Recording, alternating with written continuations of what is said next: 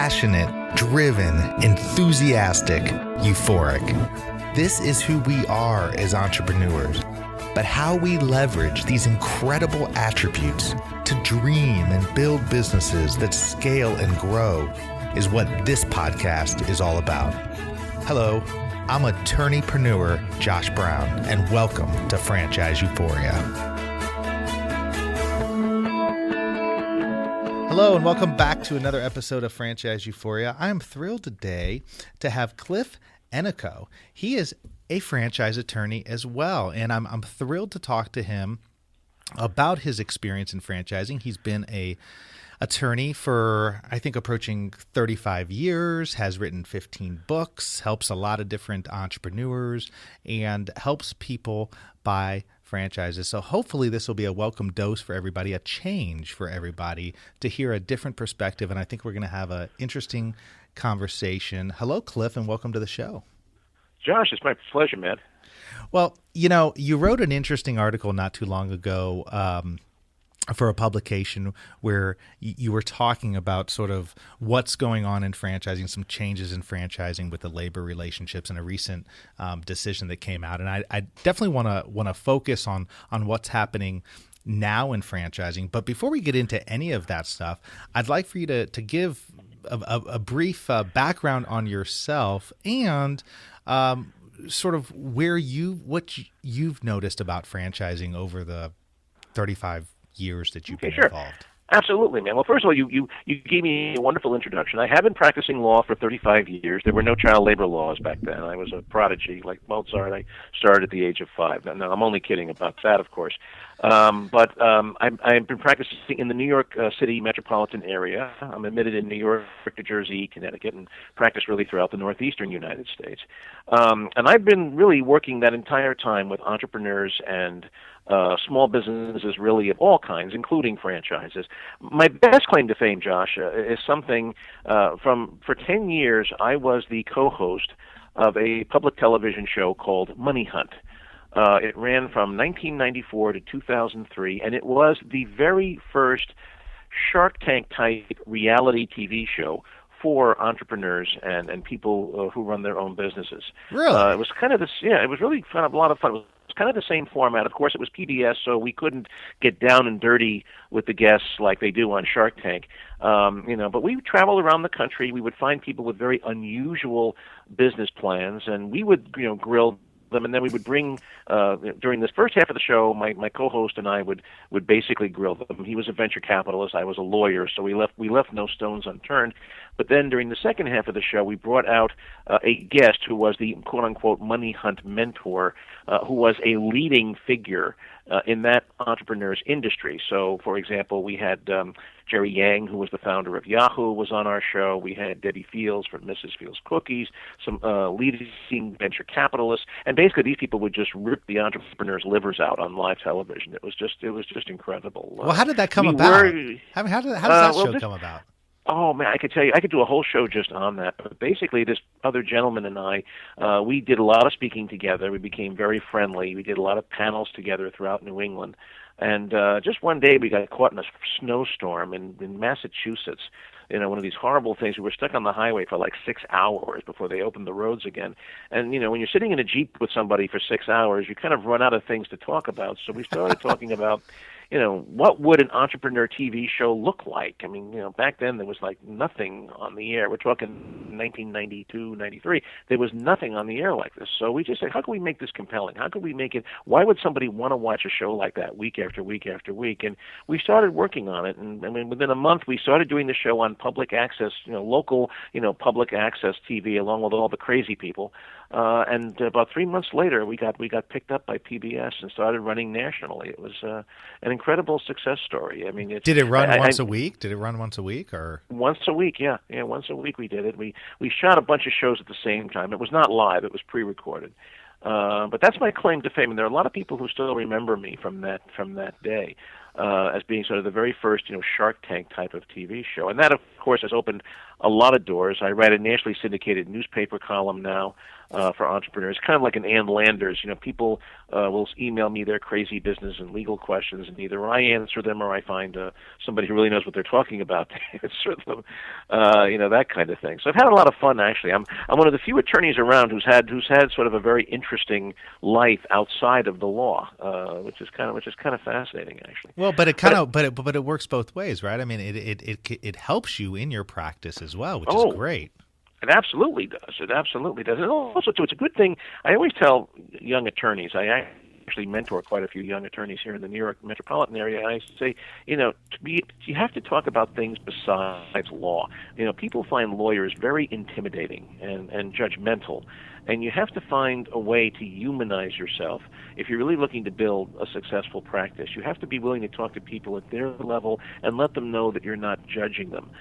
Something as simple, on my website, if you go to my website at cliffennico.com, which is my law firm website, I have a bunch of them, you'll see at the very end it says, still have questions, ... Call me, I don't bite. I saw that, yeah. So it's so silly, and yet I can't tell you how many people who have called me have said, Cliff, when I saw that tagline on the end of your website, I knew you were the person I wanted to talk to. And I said, yeah, absolutely. I mean, I'm not going to judge you just because you have an issue that needs a lawyer. Heck, that's why I'm in business, is to help people who have those kinds of issues. I'm delighted that you have a legal problem. Thank you for calling me. Why are you apologizing about it? This is a good thing. Absolutely. I mean, so for me anyway. Well, no, I think that's great. I mean, I've noticed that with my practice too. You just my websites. One of the things people comment on all the time is they go, "Man, I can just tell from your website you're different. You're different from your traditional, attorney." And I'm like, that's great. That's what I want to be. I want to be. I am me, just like you are you. And we don't want to be intimidating to clients. We want to welcome clients in, and we have a lot of not only legal but business advice to help them with. So it obviously seems like it's been a catapult for your long career. For a lot of things. It really has helped me. And, of course, I do a lot of speaking and whatever. But, I mean, obviously this podcast is not about helping, lawyers build their practices. I imagine you must have a few lawyers among your listeners, but I would assume that most of your listeners are people who are looking to either buy a franchise or to set up a franchise of their own if they have a retail or service concept that they think is franchisable. I mean, you had asked me before about, what changes have I seen in the last 35 years in terms of franchising. And I'll tell you, I've seen a lot of changes, Josh. I mean, when I first started practicing in the early 1980s, franchising wasn't the huge thing that it is today. Generally speaking, if you were thinking about franchising your business, you didn't do it unless you were very well established. Typically, I mean, back then it was mostly restaurants, fast food concepts, that kind of thing. Generally speaking, the general rule of thumb was you had to have at least 10 to 15 units already up and running in different locations before you considered franchising your business. Obviously now that has changed. Virtually all the franchise documents that I have looked at in the last year have been for early stage franchises that have fewer than 10 units on the ground. In some cases, my client is the very first franchisee that these people are talking to. So you don't have, I guess, that's one major development. You don't have the level of experience with franchises that you used to be. I mean, once upon a time, if you were buying a Burger King or a Kentucky Fried Chicken or something like that, you knew these people were competent. They knew the business. They had the model down pat. They tested it in a bunch of different locations, and there was a high degree of confidence going into this that even though they couldn't promise that you would be successful, of course, no franchise ever does that, you knew that there was a good, strong chance that you would be successful because you were dealing with the A team. That is less true now than it used to be. A lot of franchise management teams that I'm seeing now are not as experienced in the business as they used to be. And I think there's a greater risk, especially for people who buy early-stage franchises that are still playing with their model, and they really don't know if it's going to work everywhere in the U.S. You're taking a much bigger entrepreneurial risk than you would, of course, buying a Burger King or a Kentucky Fried Chicken. Of course, the early-stage franchises have the one advantage that they're usually affordable. The initial franchise fee is only something like $15,000 or $20,000 as opposed to $200,000. So there is that.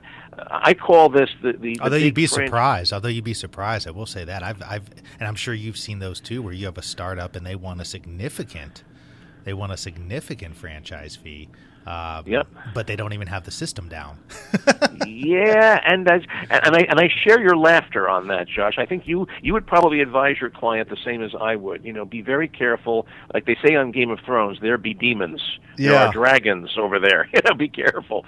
You're taking a big risk here and putting a big chunk of your life savings and rolling the dice in Vegas. Don't get me wrong. I'm not knocking early stage franchises, Josh. But I do think they're for a very particular kind of person. An early stage franchise is for somebody who is a bit more of a gambler. Someone who is willing to roll the dice in Vegas, roll up their sleeves, admit to themselves, look, these guys don't know any more about this business than I do, but I'm willing to take the risk because I see it as a huge opportunity, and I can build myself a huge territory, a huge fiefdom, and get filthy rich. I'll be one of the early adopters who make this franchise happen. You've got to be a little willing to not break the rule book, but bend it a little bit depending on local conditions. And you've got to be willing to say, okay, here's the deal. You only got 5 franchisees. Great. I want the whole state of whatever. I want the whole state of Connecticut. I want the whole of Southern New England. I want to be a regional franchisee, a master franchisee, an area developer, and I'm going to be your count, your baron. I want that fiefdom. I want to be your Southern New England baron, who's going to have this whole territory to myself someday. When you guys take off and you become successful, you have to have more of that kind of mentality. If you're a downsized corporate executive who is looking at a franchise as a possible bridge to retirement, I think an early stage franchise is just a very bad fit for somebody like that. You really want the hand-holding. You want someone to spoon-feed you more. You want to know that you're buying safety, security, and support. And no early stage franchise, at least not any of the ones that I've encountered recently, can really offer you that. Well, I think that's really interesting. I think that's great advice. I mean, one of the things that you see obviously with an early stage franchise is they don't have a brand to speak of, which is a cornerstone, right, of franchising, or at least established franchising. And so then, it's a matter of, well, what are you actually buying? What kind of system do they have in place now, and how much is that going to change? And are you going to be willing to go along for the ride? And so I completely agree with everything that you've said, and it does seem to me, and I don't have the point of reference that you have going back 35 years, but I do come across, just like you do, a lot of new franchise systems. And you had mentioned early on that you very rarely saw systems that didn't have at least 10 to 15 units.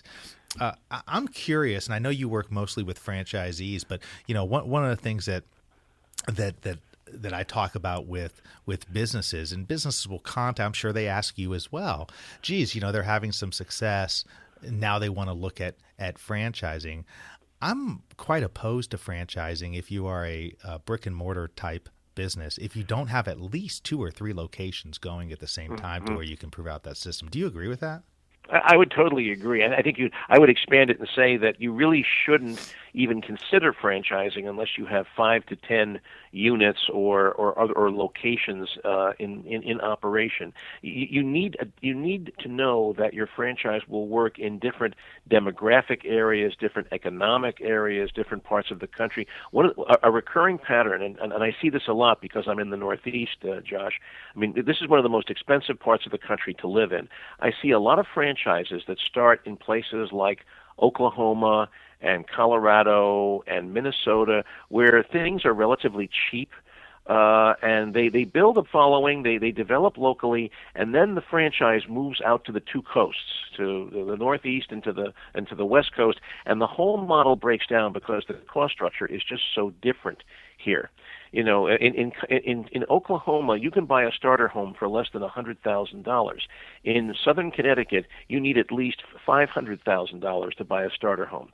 It's a different mentality. Things cost a lot more here, and as a result, I mean, a lot of basic retail and service concepts break down here. Plumbers here charge a lot more than plumbers in Oklahoma because they have to stay alive. And I see a lot of franchise models break down because of that, because they can only work in an area where, so for example, a lot of the, I mean, I will tell you, and also too, behavior patterns, the muffler franchises tend not to do very well here in the Northeast, because up here we buy our cars from dealers, and when we go to have them fixed, we tend to go back to the dealer. We don't go to a specialty muffler shop or a special transmission shop. Whereas down in the South, for example, people spread that work a lot more around to different types of auto repair shops. And that's just a behavioral thing, a cultural thing, if you wish.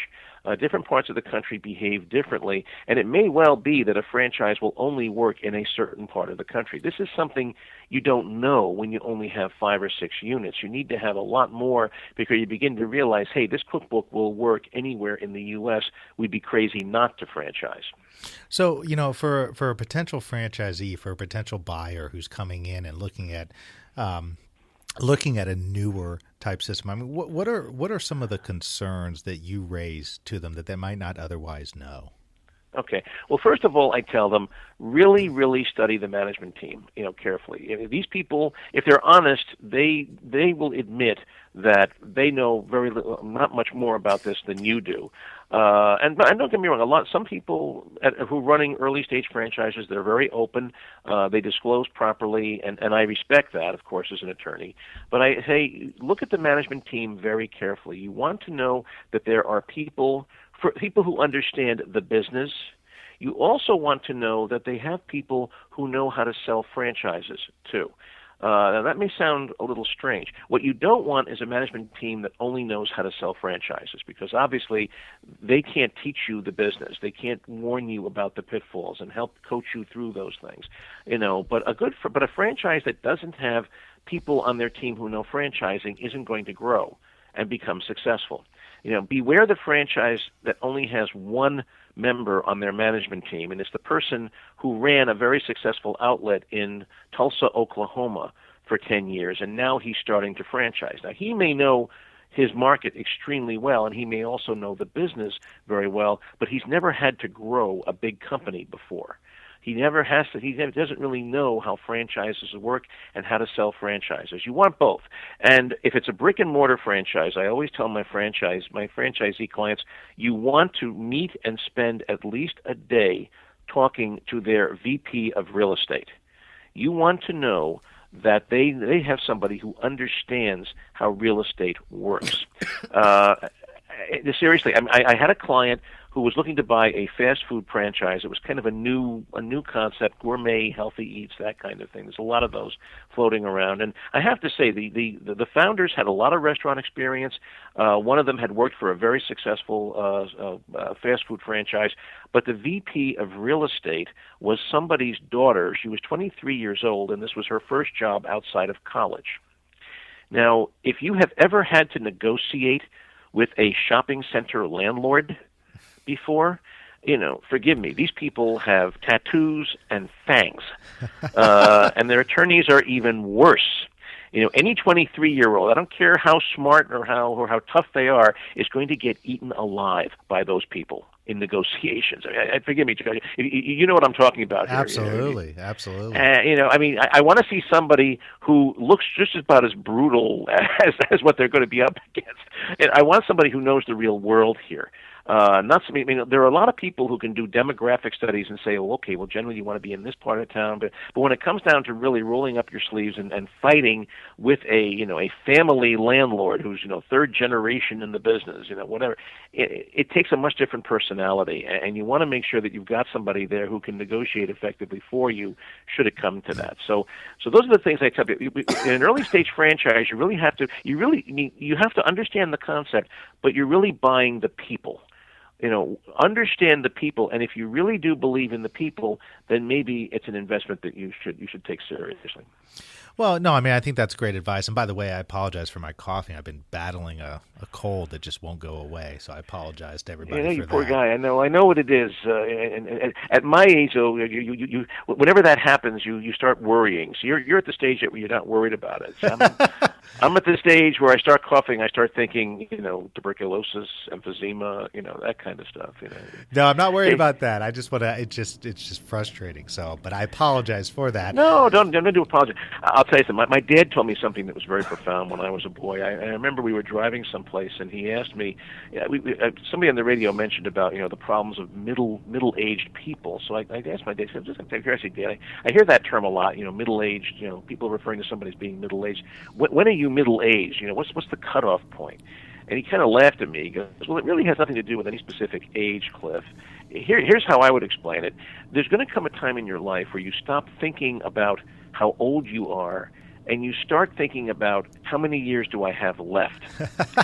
And when you have reached that point in life, you are middle-aged. So I think for different people, it happens at different times in their life. But that's the best definition of middle age that I've ever heard. No, that's great. Well, I mean, tell me this in the few minutes we have left, because it's been great talking with you, and I know we don't have that much time, but I'd like to. There's a lot of people who I'm sure approach you, and I know approach me, who really aren't sure whether or not they want to buy a franchise. They have thoughts of maybe doing it themselves, or looking at a franchise. Where do you start with somebody like that? Because a lot of listeners on this show are really in that space, and I get emails about that all the time, and I certainly have my thoughts on that, but I'm curious where you start with somebody who comes to you and says, I'm not sure about franchising. Well, the answer is there's no one pat answer to that question. I always tell people, I begin by telling them, look, when you're buying a franchise, buying a franchise is halfway between working for yourself and working for somebody else. It's smack dab in the middle. You do have your own territory. They can't put another place too close to you. You are responsible for profit and loss. You have a certain amount of leeway to make decisions, but you really aren't your own boss at the end of the day. Your job is to execute their cookbook and their business plan. A franchise is not looking for creative decision makers. They're looking for creative order followers. Yep. To use a military analogy, they're not looking for buck privates. They're not looking for people who need to be told how to tie their shoelaces, but they're not looking for generals either. They're looking for good second lieutenants. They're looking for people who, when they say, okay, here's your territory, make the most out of it. There's Hill 47 over there. Take that hill with the minimum number of casualties. The response is a crisp yes, sir. Now, you still have an ability to make some decisions about how you're going to attack Hill 47, but you can't go and attack Hill 48 because you think it's a better hill. Do you see what I'm saying? Absolutely. You're looking for. So I always tell people that you need to have an entrepreneurial sense, but you can't be too entrepreneurial. If you're the kind of person who's going to chafe at restrictions and regulations, not so much now, but after a couple of years, after you've been in the franchise a while, you're comfortable with the business model, you're not calling the 24/7 hotline with crises every 5 minutes. Sooner or later you're going to start wondering, why am I paying 10 to 15% of my sales to a company that's no longer doing anything for me? And that's going to chafe a little bit. You got to make sure that you can get past that point. I call it sophomore slump. A franchisee who has bought a franchise, he was nervous as hell for the first year or two, but now he's gotten to the point where he's comfortable and he's starting to ask all kinds of questions. He's starting to wonder, can I make this better? And the franchisor is giving him resistance because he wants to deviate too much from the franchise model.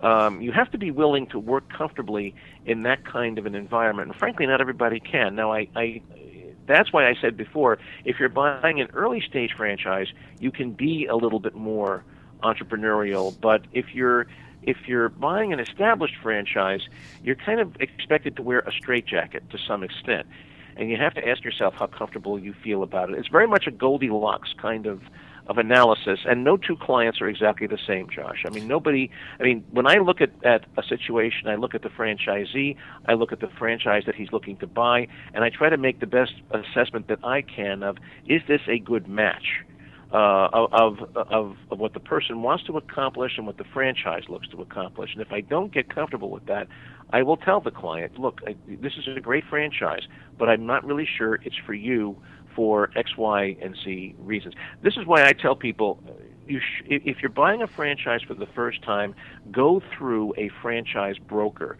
Go through. There's a bunch of them. There's an organization called Franchise Network, FranNet. There's another one called the Entrepreneur Source, which is actually based here in Connecticut. There's another one called Fran Choice. There's a bunch of them. You probably work with some of the others too, because that's what these people do. And unlike an attorney, they're not charging you $300 an hour to do this. They look at you, they look at your interests, what you're good at, and they try to match you with a franchise where you have the maximum chance of succeeding. Take advantage of that. It doesn't cost you anything, and it'll make your life a lot easier. It at least will help you narrow down, okay, I hate I'm the kind of guy who hates getting my hands dirty, so any kind of automotive franchise I should probably rule out. No, I think that's a great point. I mean, I think that consultants there are few, but I definitely know some who are independent franchise consultants who you do pay money to. But the franchise consultants through FranNet and FranChoice, like you speak of, I think they do some really good things for buyers. First of all, they do great qualifications. I think they do great qualifications and give people very realistic ideas of what they can afford, and it does help them narrow it down. I always tell people, once they get it narrowed down, then seek out the professional advice, because there is an objective component that you get more with an attorney, quite frankly, than you do with a consultant, because the consultants, they get paid from the franchisor, so they don't have that objective, that truly objective nature about them. But I couldn't agree with you more. I mean, I know many, and I work with many franchise consultants, and they can do a lot of good and help people, because there's a lot of people out there, and I'm sure you've seen this too, Cliff, that their idea of due diligence is hopping online for 3 hours and doing an internet search, and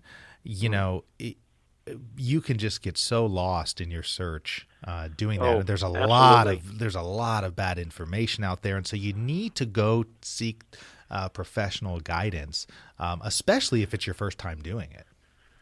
Oh, absolutely. Well, first of all, you have to do some soul searching. I think you have to ask yourself, what kind of a person am I? What sort of thing do I want to be doing? I mean, let's face it, to succeed in any business, Josh, franchised or otherwise, you got to be a little bit of a workaholic. You got to be willing to put 70, 80 plus hours into this every week.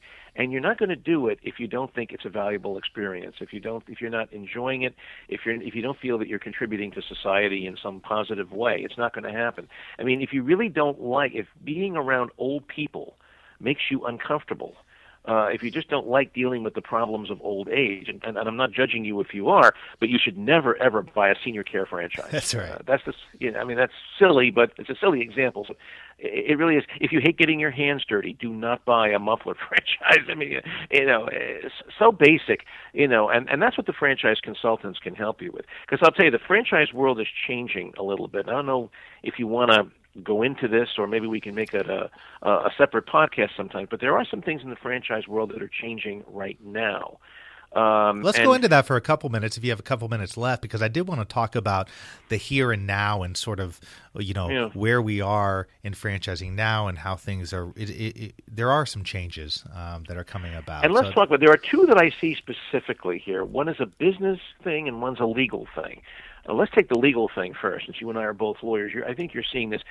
In every franchise agreement I've ever seen, there's a clause that says that, that you, Mr. Franchisee or Ms. Franchisee, are not an employee of the franchise. You cannot hold yourself out as an employee. You must hold yourself out as an independent contractor and an independent outlet of our franchise. You cannot say, you can call yourself McDonald's, but you can't say you work for McDonald's. You are an independent, wholly owned franchisee with your own territory. And of course, that's what people are looking for, the chance to build their own business and do whatever. Yet we all know that franchisors in general exert a lot of direction and control over their franchises. They really want all their franchise. I mean, at the end of the day, Josh, franchises are all about uniformity and consistency. They want everybody looking the same, following the same game plan, the same recipes, whatever. And at some point, that direction and control may be so overwhelming that you are really not distinguishable from an employee of the franchise. And we're starting to see now some lawsuits that are beginning to challenge this. There's a case out of Virginia where a franchise I can't remember, I think it was McDonald's, but it was one of the fast food franchises. A bunch of employees got together and basically accused the local franchisee of racial discrimination. Apparently, the local franchisor fired only his African-American employees. He said some very bad things that he should never have said. A pretty compelling case, I have to say, from just reading from what I read in the papers. But what these people did, they didn't just sue the local franchisee. They also sued McDonald's or the fast food franchise itself. They sued franchise corporate, basically claiming that they created the environment in which such discrimination could happen, and that the franchisee was really an employee of the corporate franchise headquarters. I believe it was McDonald's, but I'm not 100% sure. It was definitely one of the fast food franchises. And I think we'll see, the case hasn't come to the point yet where we can say if they're going to dismiss it out of hand, but it's generated a lot of press. I mean, 5 years ago, nobody would have ever thought to bring a case like that. But some people are starting to challenge the extent to which franchises control their local franchisees' activities. It'll be very interesting to see how that case comes out. The second big thing that I'm seeing, and this is more of a business thing, is a situation where and this is really a trend in more established franchises, where the franchise is allowing its franchisees to have more autonomy to make marketing decisions as to what products they will offer locally, how they will conduct their business, and that kind of thing. A couple of the very largest franchises, for example, are starting to step back, and they're telling their franchisees, look, we expect you to follow our back office plan. We want we will teach you how to run this business, and we expect that you will run this business our way so that, we have uniform sales reports and all this kind of stuff. But when it comes to what the customer sees, the customer experience, we will give you more leeway to change that to conform more closely to market conditions. So if you're a McDonald's franchisee and there is absolutely no market in your community for fried chicken, you do not have to offer the fried chicken. That kind of thing. Are you seeing that? Are you seeing that also in the way in which they market? I mean, I'm seeing that from a business perspective, where although in franchising they're pretty slow to come around to this, but I think they're starting to get to a point where they're allowing more autonomy for the franchisees to market themselves different ways through the advent of social media and other sorts of things, where it's really kind of been lackluster. Are you seeing that as well? Yeah, well, that's one of the hot areas. I mean, one of the questions I always ask a franchisee is, will the franchise allow you to have your own Facebook page, your own LinkedIn profile? Will they allow this? Because especially if you're targeting a younger demographic, this is where you're going to find people. They're not going to look for you in the yellow pages. And I have seen some early stage franchises that would still require you to have a yellow pages ad. I'm saying, my God, how 1950s is that? Yeah. You got to be allowed to do things on social media, and that means that the franchisor is not going to have the same level of control over the franchisee that they used to have. You can't. Every time you put a posting on your Facebook page, you don't want to have to get a franchisor's consent to that. Because you're going to be doing it 10 times a day. Well, that one word, control, is the link between both of your points. I mean, it's the link between the employer-employee and the joint liability that we're talking about on the legal side, and it's the link between, on the business side, the marketing ability for a franchisee. It's both control and trust, really. Mm-hmm. Yeah, it really is. I mean, a question that a lot of, especially established franchises, are going to have to think about is, how uniform do we really need to be? Would people trust us more if there were more deviation between different locations and things like that? To what extent do we? Of course, you don't want a situation where there's so much deviation that each franchisee is really running its own store and they're actually competing with each other.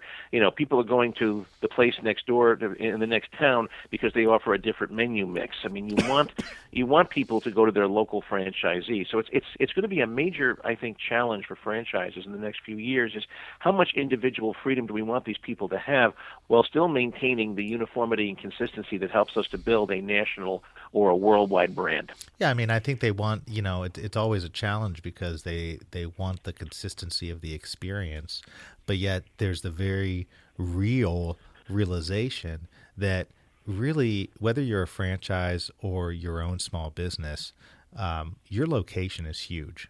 And local markets and local marketing has really become more important than it ever has been, both in an online and offline space. I mean, everything we see with what Google's doing with their search and every other online searches, it's all coming back to local, local, local. And so it's important to have be that trusted, localized presence. But at the same time, it's important in franchising to create that consistency of experience. And sometimes those butt heads. Yeah, they do, and it's always the tension within franchising, and historically it's always been resolved in favor of the consistency and uniformity. If I'm driving in a strange town and I see the Golden Arches, I know exactly the kind of experience I'm going to have, down to the finest detail. If I see Joe's Hamburgers, I don't know what kind of an experience I'm going to have there. It may be great, it may not be.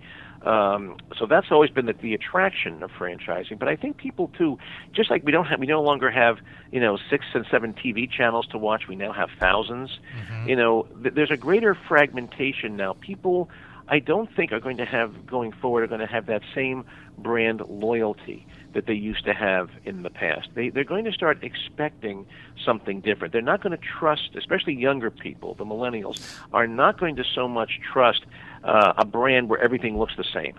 They're going to want to see local variations because that's the world they live in. I mean, show me a college campus with 1,000 kids, and I guarantee hardly only a handful of them watched the same TV show last night at 10 o'clock. They were all over the place, looking at all kinds of different stuff, and they're going to want that same kind of an experience. So it'll be it's going to be an interesting time for franchising. I mean, it's not just that the franchises are changing, but people are changing too in their expectations. They want things that are healthier. They will not tolerate certain things of a franchise that they used to tolerate years ago. In fact, it didn't mind. People knew when they were buying a McDonald's hamburger, they weren't buying a gourmet hamburger. But maybe now that's changing. Maybe McDonald's needs to go more upscale, to keep its marketplace. It's a fascinating. I always tell people, and this is not just franchising. I think it's a good way to close. Whether you're buying a franchise or whether you're starting a business of your own, the key to being a successful entrepreneur is you have to be a good student of human nature. If you have a business background, if you know how to do a spreadsheet, if you know a lot about accounting, all of that is helpful, certainly, and these are essential skills you need. But the key to success is being a good student of human nature, understanding people, understanding what makes them tick, and understanding how those things change and evolve over time. Because that's how you pick up on entrepreneurial opportunities. A famous politician, I can't remember who it was, it might have been FDR, but one of the former presidents used to have a saying that being a leader is all about figuring out which way the crowd is going and then running out in front of them and start waving a sign. And that's a beautiful metaphor. Sure. Being an entrepreneur is all about reading the marketplace, where's it going, and then getting out a little bit in front of that so people perceive that you are the place to go, that you're the one, that you're going in the same direction that they are. And that takes a little bit of, I don't really think it takes a psychology degree, Josh, but it certainly takes a little bit of common sense and just a lot of folk wisdom, perhaps, to be able to look at customers and say, you know what? They're going in this direction now. They're very stressed for time.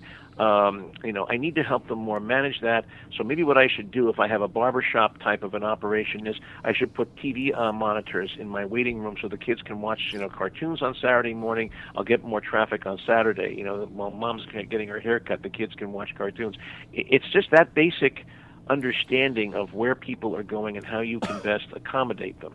Well, I think that's a great point too. Just when you're looking at franchises too, is for individuals to not put their own thoughts about the business on the back burner. If you can tell a lot from a franchise, if you go into that franchise, if it's a brick and mortar, and you say to yourself, "Wow, it seems odd that they don't have a TV here. Or it seems odd that they don't do this." That tells you a lot about where they are and where they're going, yeah. Which are things that a lot of people overlook, but things that, you can't get from reading a franchise disclosure document, you can't get from reading an agreement, but you can get from actually going out to the business and getting to know the business before you dive into it. I always tell people you should spend at least a day living with a local franchisee and living life the way he or she does. See what happens. Just hang out there, get a cup of coffee, and just watch what happens. What are the interactions with the customers? Is the place crowded? Is it empty? Is it crowded at certain times of the day? Not others. Are the people just coming in, hanging out, doing stuff on their laptops and not eating anything because they're using the free Wi-Fi? These are the things you have to pick up on. What really goes on in these places? Are they with it? Are they adaptable? Are they moving with the times, or are they still asking you to take out a Yellow Pages ad in 2015? Those are the questions that you have to keep asking is yourself. Because let's face it, once you buy the franchise, it's not just the upfront fee; it's the royalty that you're going to be paying, which can be as high as 10 to 15% of your gross monthly sales. You're paying this money to an organization. You want to know that this organization is working to help you grow and survive the next 10, 15, 20 years, however long you're planning to be in this business. You want to know that they're going to be there with you. And if you sense that this is just a sleepy organization where they're just going to hand you the cookbook and say, "Here, have fun, call me if you get sick," that's not going to fly anymore. I mean, and one thing I will tell you that has not changed in 35 years. When you're buying a franchise, you don't have the same control over your life that a non-franchise person has, but you are still an entrepreneur. The franchisee who is always going to fail is the one who sits behind the cash register waiting for the franchise to do all the work. That person would not have been a success 35 years ago, and he or she will not be a success in 2015. That's right. The person who is going to be successful is the person who gets out from behind the cash register and gets out there, becomes a part of the community, really beats the bushes, and makes sure there is always traffic going to that franchise outlet, doing whatever is necessary, even being willing to beat up on the franchisor sometimes and saying, "Hey, you're not doing enough. My competition is killing me because we don't offer X. We got to offer X, or I'm out of here." You have to be willing to be a little bit confrontational that way, and be an entrepreneur and take ownership of the franchise as if it were your business. Now, that's still no guarantee you're going to succeed, but your odds improve dramatically once you take that attitude of ownership, toward the franchise. Well, that's really great information, Cliff. You're a wealth of knowledge, and certainly love to talk to you again, have you back on the show. I feel like we could talk we could talk for another hour if we wanted to. At least. So many things to talk about. But in wrapping things up, tell people where they can best get a hold of you, and any parting advice you'd like to give to the franchise buyers out there. Okay. Well, I got a bunch of websites, Josh, but the one that I think is easiest to pronounce on the on a podcast is succeedinginyourbusiness.com. This is my weekly syndicated newspaper column. It's for entrepreneurs, for people buying franchises, small business owners of all kinds. I'm in about a couple of hundred newspapers around the country, but succeedinginyourbusiness.com, you can subscribe to the column via an RSS feed. It's absolutely free. I don't charge for this. It's kind of interesting. I try to write about things that other people are not talking about in the small business community, and I always make sure at least once or twice a month there's always an article for people who are buying franchises. Well, that's great. Well, it literally has been great to meet you, and I look forward to staying in touch with you. You're doing some really, really great stuff. You're giving some great advice to people, and I really appreciate you coming on and providing your perspective. That's great. And if people have some time, they can go onto YouTube and type in Money Hunt Television Show or Money Hunt TV Show, and you'll see we still have a couple of the old shows up on YouTube. You can see what I looked like, 25 years ago when I still had hair and I was a lot thinner. Well, Cliff, that's what I'm going to do right when we hang up. Exactly. It's a lot of fun, actually, and I still get calls from people who've actually seen that up on YouTube. Of course, the problem there is they expect me to still look the same, and that's getting a little hard. But it's still a lot of fun. It's good to know that you have been a footnote in the history of no, it's American great. small Are you kidding business. me? No, that's great. It really is. So anyway, check it out. It's a lot of fun. We'll do. Well, you keep up the great work, and we will definitely be in touch. Thank you, Josh, and the same to you. Thanks.